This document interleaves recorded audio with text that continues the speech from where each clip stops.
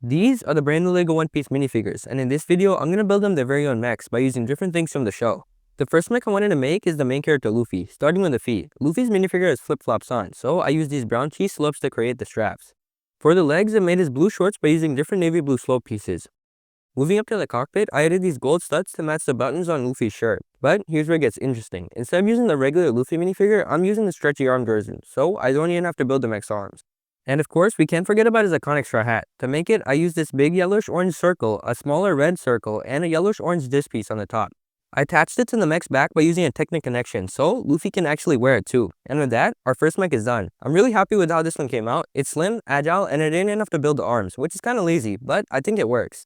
Of course, we can't build Luffy a mech without making one for Zoro, so for his legs, I decided to keep them black, just like the minifigure. To make him look more muscular, I added these wedge plates to give him bigger calves. I also wanted more posability, so I used these Technic joints to give him working knees.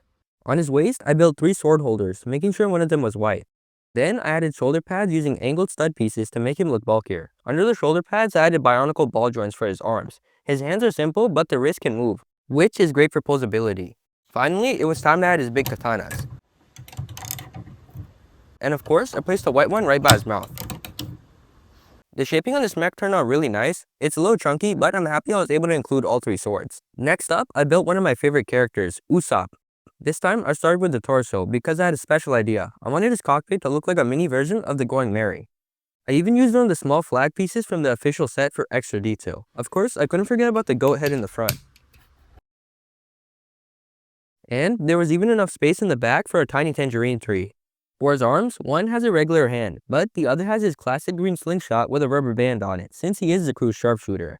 His legs don't have much posability, but I used these cool chima pieces to cover them up and give them more shape. Even though it doesn't move much, this is one of my favorite mechs, mainly because of how unique it is and because I actually managed to capture the shape of the Merry at such a small scale. Now, these mechs need someone to fight, so it's time to make our first villain a mech, Buggy. Buggy's one of Luffy's first big enemies, so he definitely deserves a mech. For his legs, I used a snot technique to make them look like baggy pants, and I even cheated a little by using clear bricks to show his chop powers. For his torso, I added a stripe pattern to match his shirt. My favorite part though was using more clear pieces for his arms.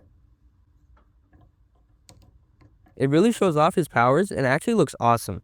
I gave him white gloves just like the real character, and even added a shoulder cannon for some extra flair.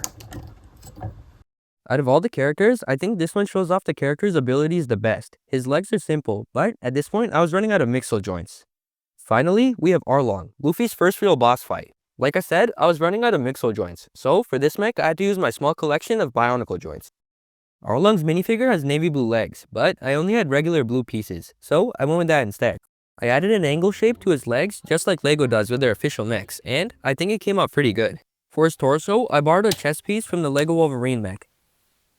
Then, to make him look cooler, I added these Chima hand pieces as shoulder pads in the perfect color.